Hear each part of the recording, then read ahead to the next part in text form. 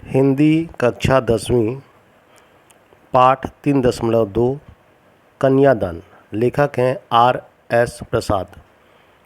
महत्वपूर्ण प्रश्नोत्तरी। प्रश्न पहला। देखते हैं पहला क्वेश्चन क्या हो रहा है कि इस कविता में किसके किसके मध्य संवाद हो रहा है। कविता आपने पढ़ा है, नहीं पढ़े हैं तो जा करके देख सकते हैं, हमारे YouTube चैनल पर वीडियो जो है उपलब्ध है। तो यहाँ पर पूछा जा रहा है कि ये जो कविता है उसमें किसके किसके मध्य संवाद हो रहा है, इसको आपको बताना है। तो इसका उत्तर है, इस कविता में एक माँ और बेटी के बीच क्या हो रहा है, संवाद हो रहा है। एक माँ और उसकी जो पुत्री है, उसकी जो बेटी है, उसके बीच जो है बातचीत को दिखाया गया है। फिर है सेकंड क्वेश्चन कि लड़की को दान देते वक्त माँ को अंतिम पूंजी देने जैसा दुख क्यों हो रहा है, इसको आपको बताना है। इंपॉर्टेंट क्वेश्चन है और परीक्षा में जो है पूछे जाते हैं, तो आपको इसको अच्छे से समझना है, अच्छे से करके जाना है। तो इसका उत्तर है कि लड़की को दान देते वक्त माँ को अंतिम पूंजी देने जैसा दुख हो रहा है, क्योंकि जिस बेटी को उसने जन्म दिया, उसका पालन पोषण किया, अब वो जो है दूसरे के घर जो है जा रही है। यहाँ पर क्या हो रहा है कि जिस पुत्री को उसने जो है पाल पोस करके बड़ा किया, वो जो है ब्याह करके किसी दूसरे के घर जा रही है। अब वह उनके लिए क्या हो जाएगी, पराई हो जाएगी, और जिस बेटी के साथ वह अपना सुख दुख बांटा करती थी, वह उससे दूर जा रही है। जिसके साथ वो जो है सारी जो बातें हैं शेयर करती थी एक माँ अपनी बेटी के साथ, तो वो जो है अब ये सारी चीजें नहीं कर पाएगी। क्यों? क्योंकि अब वो जो है शादी करके जा रही है।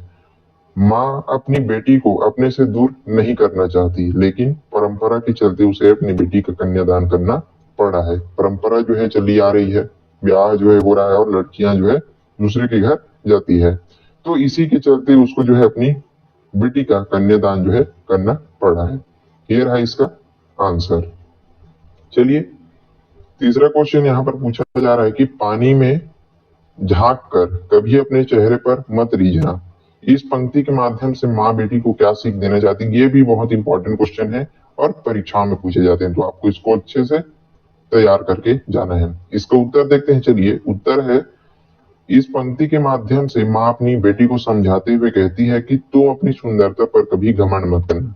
वो बोलती है कि तुम जो है अपनी सुंदरता, अपनी खूबसूरती पर कभी भी घमंड नहीं करना। और कहती है, लोग तुम्हारी सुंदरता की प्रशंसा करेंगे, लेकिन तुमको इस भ्रम में नहीं फंसना है करिए। वो अपनी पुत्री को इस प्रकार समझा रही है कि तुमको जो है प्रशंसा मिलेगी, किसके लिए, तुम्हारी सुंदरता के लिए, लेकिन तुमको इस भ्रम में फंसना नहीं है, और तुम्हें अपने व्यवहार को प्रेमपूर्ण भाव से जो है रखना है। तो ये रहा इसका छोटा सा बहुत ही सरल आंसर। चौथा क्वेश्चन यहाँ पर पूछा जा रहा है, देखते हैं कि कविता में माँ के अनुभवों की पीड़ा किन किन पंक्तियों में उभर करके आई है। मतलब एक जो माँ है, उनकी पीड़ा को किन किन पंक्तियों में जो कवि है यहाँ पर बताए हुए हैं, तो इसको आपको बताना है। उत्तर है इसका, इस कविता में माँ के अनुभवों की पीड़ा निम्न पंक्तियों में उभर करके सामने आई है। चलिए देखते हैं कि करके कौन कौन सी वो पंक्तियां हैं। तो सबसे पहली पंक्ति यहाँ पर बताई जा रही है कि लड़की अभी सयानी नहीं थी, अभी वह इतनी भोली और सरल थी कि उसे सुख का भास होता था पर दुख बांचना नहीं आता था।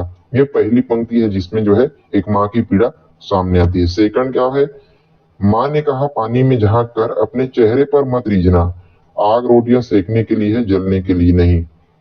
ये भी एक सीख देती है और एक माँ की पीड़ा इस पंक्ति में सामने आती है। और थर्ड क्वेश्चन, थर्ड इसका है पंक्ति, वस्त्र और आभूषण शाब्दिक भ्रम की तरह बंधन है स्त्री जीवन के। तो ये भी एक क्या है, पंक्ति है जिसमें आपको बताना है कि क्या होगा है, एक माँ की पीड़ा जो है इन अनुभवों में, इन पंक्तियों में उभर करके सामने आई। और ये रहा चौथा क्वेश्चन का आंसर। चलिए पांचवा क्वेश्चन यहाँ पर देखते हैं कि लड़की होना पर लड़की जैसा दिखाई मत देना में किस प्रकार के आदर्शों को छोड़ने और किन किन आदर्शों को जो है अपनाने की बात कही गई है। तो इसका उत्तर देखते हैं। उत्तर है कि यहाँ पर माँ अपनी बेटी को समझाते हुए कहती है कि तुम अपना कर्तव्य जो है बखूबी निभाना, मतलब विवाह के पश्चात जो तुम्हारा जो कर्तव्य है उसको जो है तुमको अच्छे से निभाना है, और जो अपनी जिम्मेदारी है उसकी पूरी लगन से निभाना। लेकिन तुमको यह भी याद रखना होगा कि तुम जो है कमजोर मत पड़ जाना। कहने का अर्थ ये है, यहाँ पर बताया जा रहा है कि तुमको जो है अपना जो कर्तव्य है वो अच्छे से निभाना है, अपना जो जिम्मेदारी है निभाना है, लेकिन तुमको जो है हार नहीं मानना, मतलब कमजोर नहीं पड़ जाना, किसी के कहने या दबाव में आकर के अपना बुरा नहीं करना और विपरीत परिस्थितियों का सामना करते रहना और किसी तरह का अत्याचार का भी शिकार नहीं होना। तो ये सारी जो चीजें हैं वो माँ अपनी बेटी को समझा रही है इन पंक्तियों के माध्यम से। फिर है छठा क्वेश्चन यहाँ पर, पाठिका थी वह धुंधले प्रकाश की, कुछ तुकों और कुछ लयबद्ध पंक्तियों की, इससे कवि का क्या अभिप्राय है, इसको आपको बताना है। तो इसमें उत्तर है, चलिए उत्तर देखते हैं। इस पंक्ति के माध्यम से कवि कहना चाहती है कि मतलब वो जो है अभी समाज से उनकी जो बुराइयां हैं वहां पर अनजान है। जो लड़की है वो बहुत ही क्या है, सीधी और भोली सरल है, उसको किसी प्रकार से जो चीजें हैं उनको पहचानना नहीं आता, वो सारी चीजों से क्या है, अनजान है। वह सिर्फ सुख का आभास करती है और वो अपने मजे की दुनिया में जी रही है। अपने माता पिता, भाई बंधु, इन सारी चीजों में वो जो है अभी है, लेकिन जो बाहरी जो दुनिया है उनसे बेखबर है, अनजान है, और उसने अभी दुख का अनुभव नहीं किया। तो ये जो पंक्ति है इसी को यहाँ पर बता रहा है। और यहीं पर हमारा आज का ये जो वीडियो है क्वेश्चन आंसर जो कि कन्यादान कविता से था समाप्त होता है। वीडियो पसंद आए तो लाइक कीजिएगा, ज्यादा से ज्यादा इसको जो है आपको शेयर करना है, और चैनल पर नए हैं तो जरूर इसको सब्सक्राइब कर लीजिए ताकि इसी प्रकार का जो वीडियो है आप तक पहुंचता रहे। चलिए मिलते हैं इसी प्रकार के अन्य वीडियो के साथ, तब तक के लिए पढ़ते रहिए, ध्यान रखिए अपना, धन्यवाद।